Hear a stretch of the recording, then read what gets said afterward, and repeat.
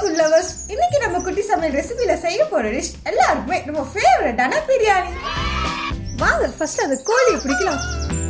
இந்த வாட்டி எப்படி தப்பிக்குதுன்னு பார்க்கலாம். ஐயோ மாட்டினியா? எல்லாரும் என் கூட சேர்ந்து மந்திரம் சொல்லுங்க. ஆப்ராக்கா டாப்ரா. கட் பண்ண அந்த பீஸ் எல்லாம் ஒரு நல்ல கிண்ணத்துல எடுத்து வச்சிடலாம்.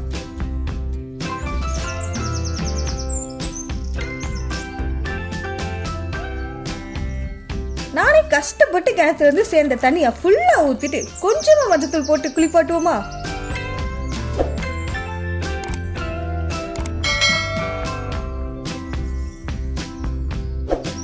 குளிப்பாட்டினதும் பக்கத்துல இருக்க ஒரு கிண்ணத்துல எடுத்து போடுங்க.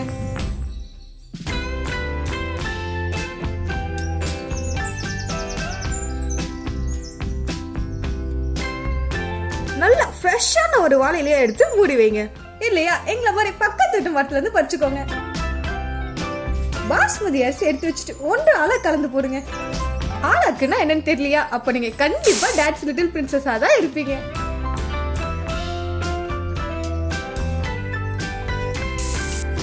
ஒரு குடம் தண்ணி எடுத்து தலையிலேயே ஊத்திக்கோங்க. ஐயோ மாட்டு சொல்லிட்டேனே, உங்க தலையில இல்லைங்க, குண்டா தலையில. ஒரு அரை மணி நேரம் அப்படியே ஊற விடுங்க. சமைக்க தேவையானதெல்லாம் ரெடி பண்ணியாச்சு. இப்ப அடுப்ப பத்த வச்சிடலாமா? ஒரு பிரியாணி பாத்திரத்தை தூக்கி அடுப்புல வச்சுட்டு பக்கத்துல இருக்க டால்டாவை தூக்கி போடுங்க. விழுந்துடுச்சு.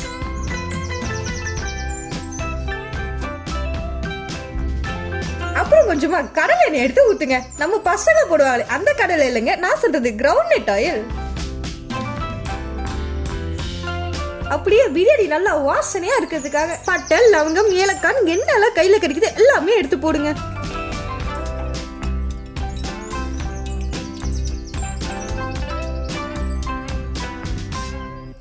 ஏற்கனவே கட் பண்ணி வச்சிருந்த வெங்காயத்தை போட்டு நல்லா வதக்குங்க.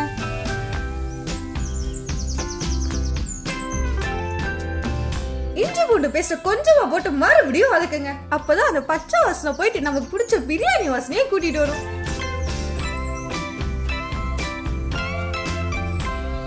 ஆஹா, பச்சைன்னு சொன்னதுக்கு அப்புறம் தான் பச்சை மிளகாய் ஞாபகமே வருது. அதையும் போட்டு வதக்கிக்கோங்க. ஷவா, இதுக்கப்புறம் எது போட்டாலும் நீங்களே வதக்கிக்கோங்க. சொல்லி என் வாயெல்லாம் வலிக்குது. புதினாவை இங்கிலீஷ்ல கூட எது சொல்லுவாங்களே, மின்ட் லீவ், அதாங்க இது.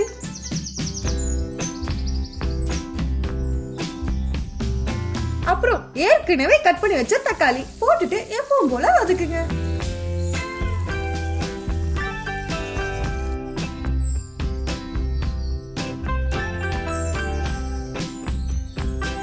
நம்ம ஏற்கனவே குளிப்பாட்டி வச்ச ஃப்ரெஷ்ஷான கோழியை ஒண்ணா உள்ள போடுங்க.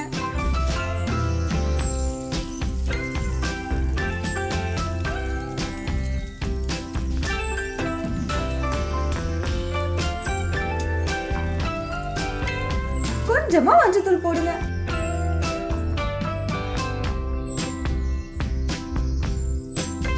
ஃப்ரெஷ்ஷான ஒரு கப் தயிரை ஊத்திட்டு வதக்குங்க.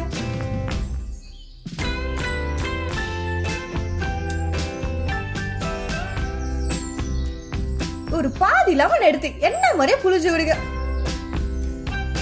ஒரு ஸ்பூன் கல்லுப்பு எடுத்து போடுங்க. அது கல்லுப்பு இல்லையாங்க, அதனாலதான் நாங்க கூரை மேல இருந்து எடுத்தோம்.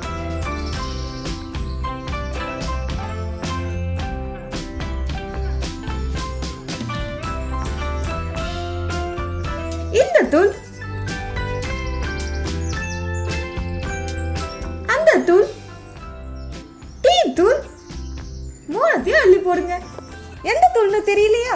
பிரியாணி மசாலா, தனியா தூள், மிளகாய் தூள் போட்டுட்டு நல்லா வதக்குங்க.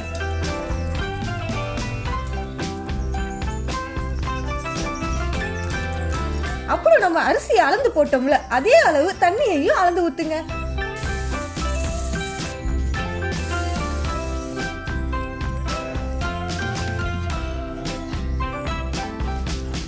ஒரு பெரிய தட்டு எடுத்து மூடி வச்சுட்டு வெயிட் பண்ணுங்க. நல்லா கொதிச்சதும் மூடியை திறந்து ஒரு கலக்கி விடுங்க. ஊற வச்ச அரிசிய நல்லா கழுவிட்டு அந்த தண்ணிய வேஸ்ட் பண்ணாம நம்ம வீட்டுல இருக்க பூச்செடிக்கு ஊத்துங்க. கழுவுன அந்த அரிசியை சிந்தாம செதறாம உள்ள போடுங்க.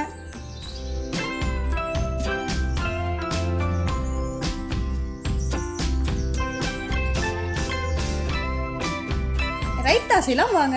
ஃபர்ஸ்ட் வெங்காயம் எடுத்து கொட்டுங்க. அப்புறம் கொஞ்சம் தயிர். இப்ப கொஞ்சமா சால்ட் போட்டு வேற என்னங்க கலக்க வேண்டியதுதான்.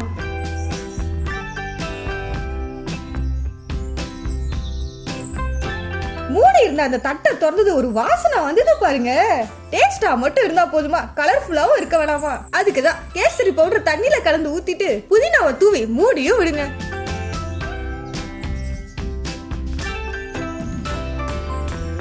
அடுத்து தம் போடணும்ல, அதுக்காக அடுப்புல இருக்க கறியை கொஞ்சமா எடுத்து மேல போட்டுட்டு வெயிட் பண்ணுங்க. அப்போதான் மேல இருக்க அரிசியும் நல்லா வேகும். கொஞ்ச நேரம் கழிச்சு கறியெல்லாம் கீழே தள்ளிட்டு தட்டை திறந்தா கம கமனு டேஸ்டியான பிரியாணி ரெடி.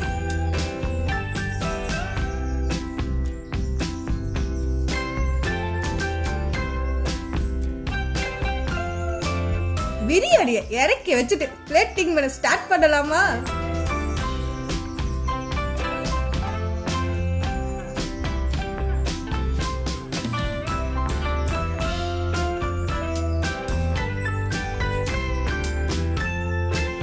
பிரியாணிய ரொம்ப கிளறமா பொறுமையா எடுத்து வைங்க, இல்லன்னா அரிசி ஒடிச்சிடும்.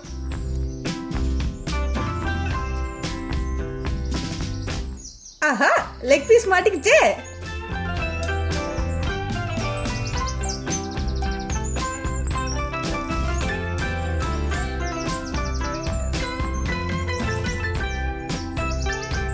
எல்லாம் ஃபுல்லா பிரியாணி வச்சாச்சு. இப்ப கொஞ்சம் ரைத்தா வச்சதுக்கு அப்புறம் பாருங்க, பாக்கும்போது இவன் எப்படா வீடியோ எடுத்து முடிப்பான், நம்ம எப்படா சாப்பிடலாம்னு இருக்கு. வேற என்ன டிஷ் செய்யுதுன்னு கமெண்ட் பண்ணுங்க. அப்படியே சப்ஸ்கிரைப் பண்ணிட்டு பெல் ஐகானை கிளிக் பண்ணி ஆல்லையும் போட்டுக்கோங்க.